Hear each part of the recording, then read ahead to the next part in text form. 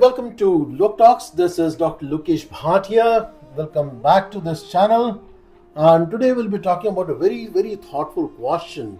And this question is, if we look at Duryodhana's character in the light of the modern psychology, what do we comprehend? Especially in the background of narcissistic personality disorder. What commonly people understand by NPD, and there are indeed striking parallels. So let's analyze step by step how do we think about by knowing the character of Duryodhana, and when we try to understand by the modern psychology the problem known as narcissistic personality disorder. So what are the key traits as per DSM-5? Let's understand first what is narcissistic personality disorder. The NPD is defined, number one, by grandiosity. Grandiosity means exaggerated sense of self-importance. Number two, need for admiration, craving praises, recognition. This is very important for every NPD. Third important feature is lack of empathy, inability to understand or feel for others.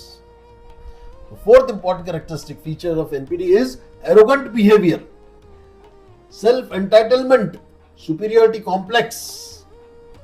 Fifth feature is envy and rivalry, resentment when others succeed.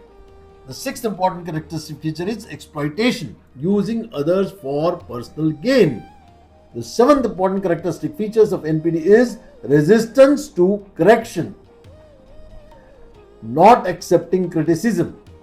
If somebody wants to correct you in your benefit, do not accept it at all. Yeah, so that's it is.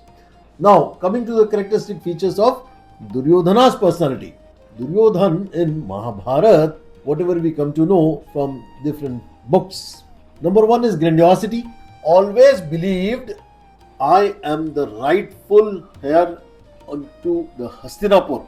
Even when elders, scriptures and tradition favored Yudhishthira, he denied it out of inflated self-image.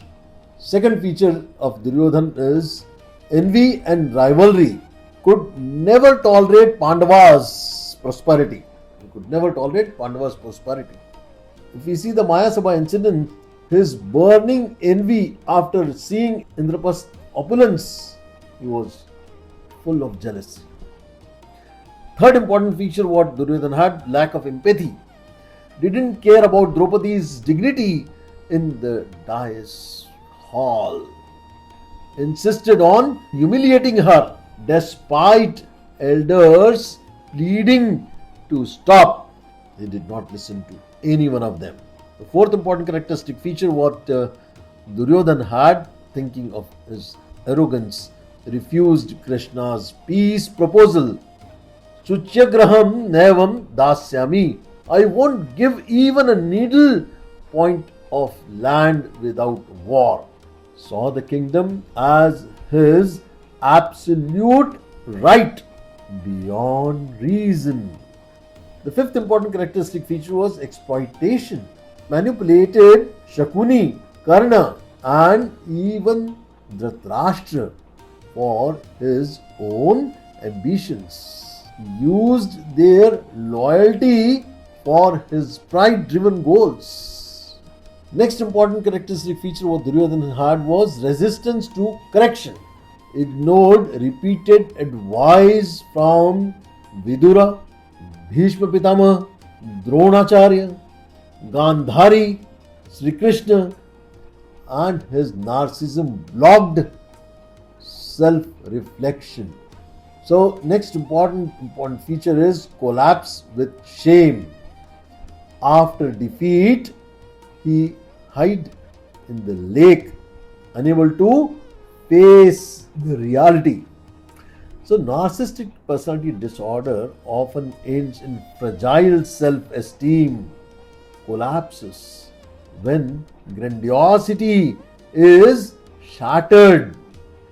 So, to conclude, or what all we have said, yes, Duryodhana's egoistic character strongly mirrors the traits of narcissistic personality disorder. The grandiosity, envy, lack of empathy, arrogance, exploitation, and denial of reality. His downfall is a classic case study of how unchecked narcissism leads to self destruction and collective ruins. Collectively, everything got ruined. However, we must note ancient texts describe him as a dharmic due to arrogance and envy. Not in clinical terms, but if viewed psychologically, he can indeed be seen as one of the history's greatest archetype of NPD, that is narcissistic personality disorder. So this is very important to understand what is narcissistic personality disorder is, and very importantly, it is equally important to understand how Duryodhana's character is, and we need to get rid of all those characteristics eventually if we have within ourselves. Thank you very much. You are wise enough to gather a message out of this video. Thank you very much.